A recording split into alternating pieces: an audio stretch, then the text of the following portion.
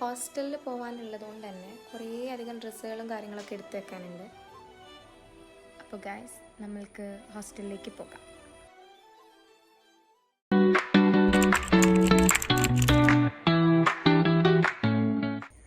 അങ്ങനെ ഹോസ്റ്റലിലേക്ക് പോകാനുള്ള സമയമായി. അപ്പം ഞാൻ എന്തൊക്കെയാണ് ഹോസ്റ്റലിലേക്ക് കൊണ്ടുപോകുന്നത് എന്നുള്ളതൊക്കെ ഞാനൊന്ന് ചെറുതായിട്ടൊന്ന് കാണിച്ചു തരാം. അങ്ങനെ ഞാനിപ്പോൾ ഇവിടെ 4 പെയർ സാൻഡൽസ്, പിന്നെ കുറച്ച് ഡ്രസ്സ്, പിന്നെ നൈറ്റ് വെയേഴ്സ്, പിന്നെ കുറച്ച് ബാഗ്, പിന്നെ ആക്സസറീസ്, പിന്നെ കുറച്ച് സ്കിൻ കെയർ, അങ്ങനെ കുറച്ച് അത്യാവശ്യമായിട്ടുള്ള കുറച്ച് കാര്യങ്ങളും ഒക്കെയാണ് റെഡിയാക്കി വെച്ചത്. ഇനിയിപ്പോൾ അതൊക്കെ ബാഗിലേക്കാക്കി ഒന്ന് സെറ്റാക്കണം.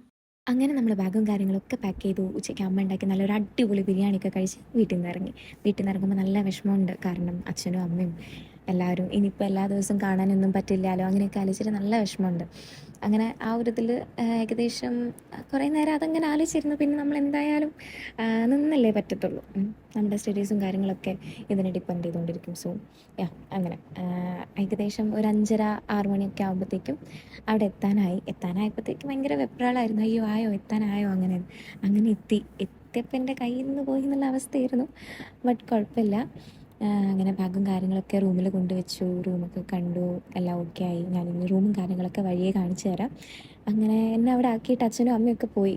അയ്യോ, ആ ഒരു സമയം എനിക്ക് എന്താ ചെയ്യേണ്ടതെന്ന് അറിയത്തില്ലായിരുന്നു.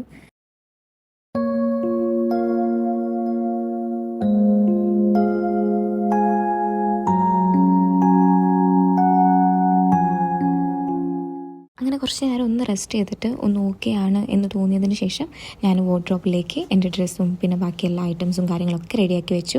പിന്നെ പിറ്റേന്ന് കോളേജിലേക്ക് പോകുമ്പോൾ ഇടാനുള്ള ഡ്രസ്സൊക്കെ അയൺ ചെയ്ത് വെച്ചു.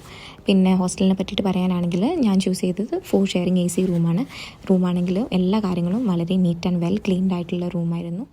ഏകദേശം ഒരു 1 വീക്ക് മുന്നേ ആണ് ഈ സംഭവങ്ങളൊക്കെ നടക്കുന്നത്. പക്ഷേ എഡിറ്റ് ചെയ്തിട്ട് നിങ്ങളോടൊക്കെ ഇത് പറയാൻ എനിക്കിപ്പോഴാണ് ടൈം കിട്ടിയത്. കമൻസിലൊക്കെ കുറച്ച് പേരൊക്കെ ചോദിച്ചിട്ടുണ്ടായിരുന്നു എന്ത് പറ്റിയെന്ന്. പിന്നെ പേഴ്സണലായിട്ടൊക്കെ മെസ്സേജ് ഇട്ട് ചോദിച്ചിട്ടുണ്ടായിരുന്നു. അപ്പോൾ ഇതുകൊണ്ടൊക്കെയാണ് ലേറ്റ് ആയത്. എന്തായാലും താങ്ക് യു എല്ലാവരുടെ അടുത്തും അന്വേഷിച്ചതിൽ. അങ്ങനെ നമ്മളിപ്പോൾ ഫ്രഷൊക്കെ ആയി വന്നു. ഇനി നമുക്ക് ഒന്ന് സ്കിൻ കെയർ അങ്ങനെയൊക്കെ ചെയ്തിട്ട് ഉറങ്ങാം. ഇപ്പോൾ അവിടെ എല്ലാവരും ഉറങ്ങി, അതുകൊണ്ടാണ് മെല്ലെ സംസാരിക്കുന്നത്. പിന്നെ ഹോസ്റ്റൽ വിശേഷങ്ങളും കാര്യങ്ങളൊക്കെ ഞാൻ പിന്നെ പറയാം.